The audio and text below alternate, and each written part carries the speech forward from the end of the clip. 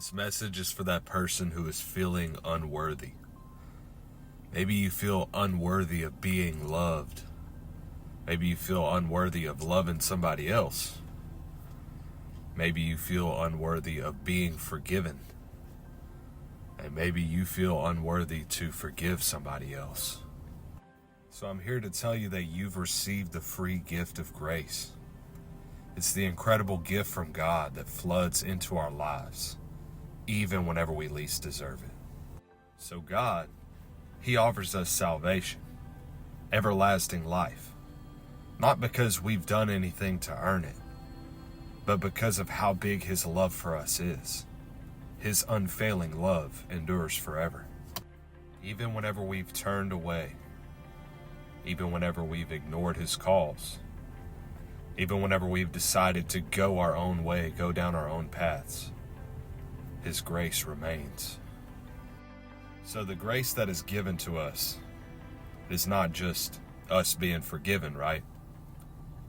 But it's about freedom.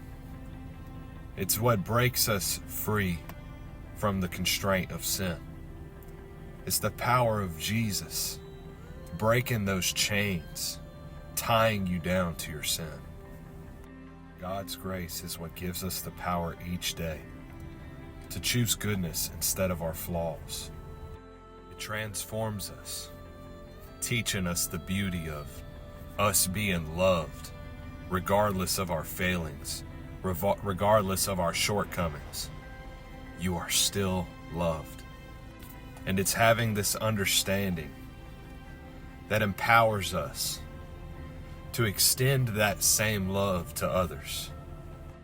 So I want y'all to think about this.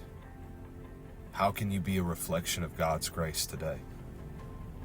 How can you be an example of showing unconditional love to somebody who feels undeserving of it just as you once did? In doing so, you not only embrace God's gift, but you also become a living example of His grace that knows no bounds. In this world that desperately needs it, you become a living example of His grace that knows no bounds. I'm going to leave you guys with this today. It's Romans chapter 6, verse 14. Sin is no longer your master, for you are no longer subject to the law. Instead, you are free by God's grace. Psalm 103, verse 8. The Lord is merciful and gracious. He is slow to get angry and full of unfailing love. Okay, last one. This is Daniel chapter 9, verse 18. We do not ask because we deserve help, but because you are so merciful. And that is so true and so powerful, guys. I can testify that it's by God's grace alone that I'm here today to give you this message. The decisions I've made in my past, the things I've done in my past, I should be 6 feet under right now, but I'm here today to give you this message. I believe in every single one of you guys. Keep doing good things. Keep sharing His love and His grace with others. I love every single one of you guys. I hope you've all had a blessed week.